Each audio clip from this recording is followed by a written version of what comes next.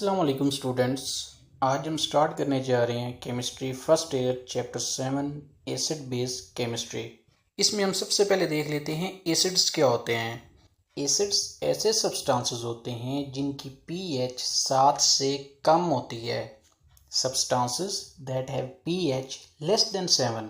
PH का क्या मतलब होता है? Power of hydrogen. नेक्स्ट इंशाल्लाह हम इसको डिटेल में देखेंगे। एसिड्स की अगर एग्जांपल्स की बात की जाए तो एसिड्स कई तरह के होते हैं, hydrochloric acid, sulphuric acid, nitric acid.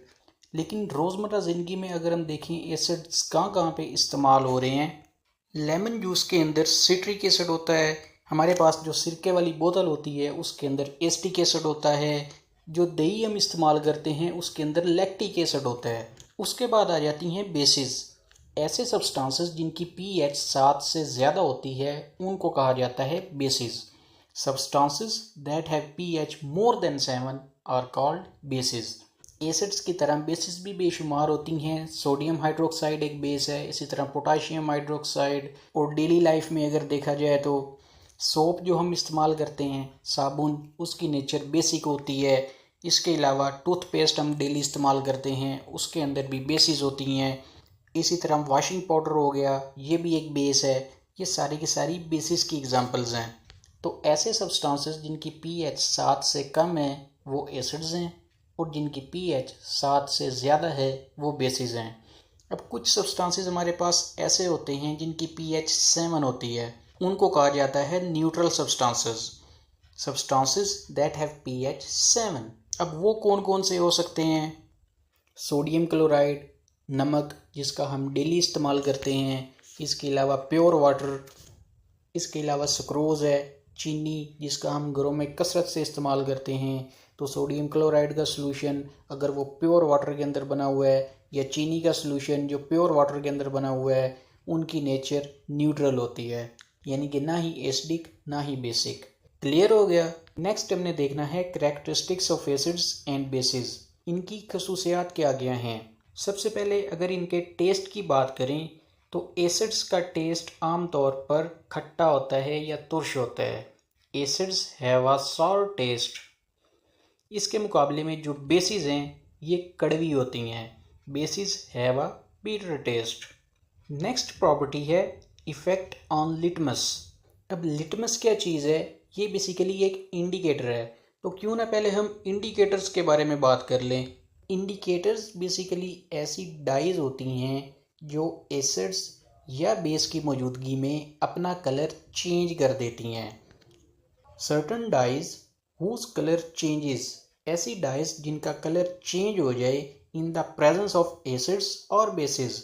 Acids और बेसिस की मौजूदगी में उनको क्या कहते हैं? Are called indicators.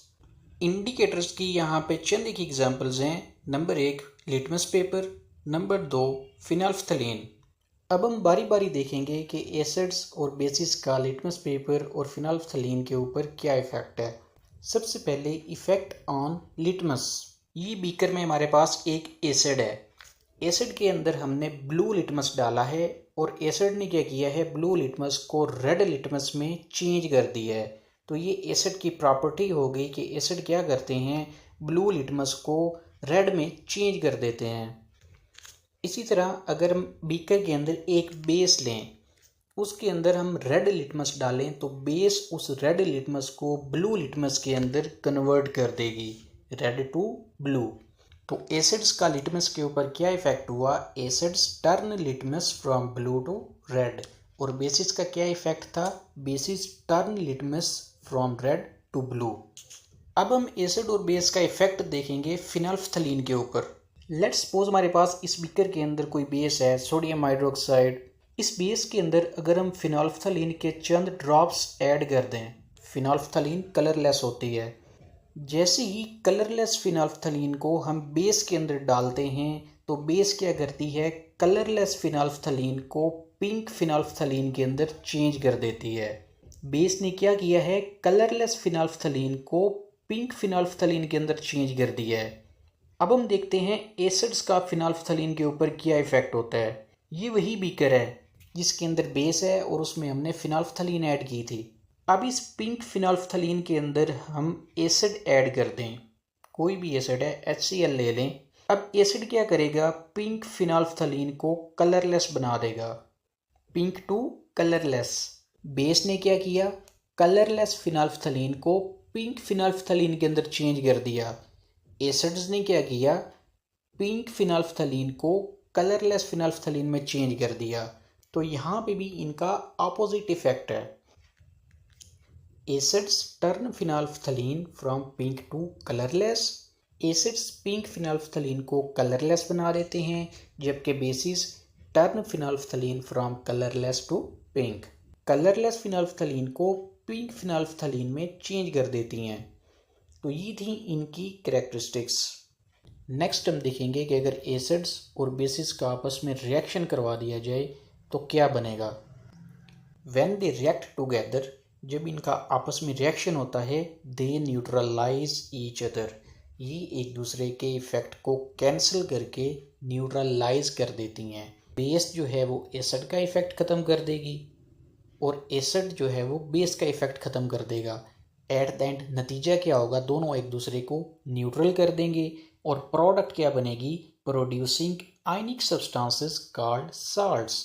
जब भी एसिड और बेस का आपस में रिएक्शन होता है तो आयनिक सब्सटेंसेस बनते हैं जिनको हम साल्ट्स का नाम देते हैं।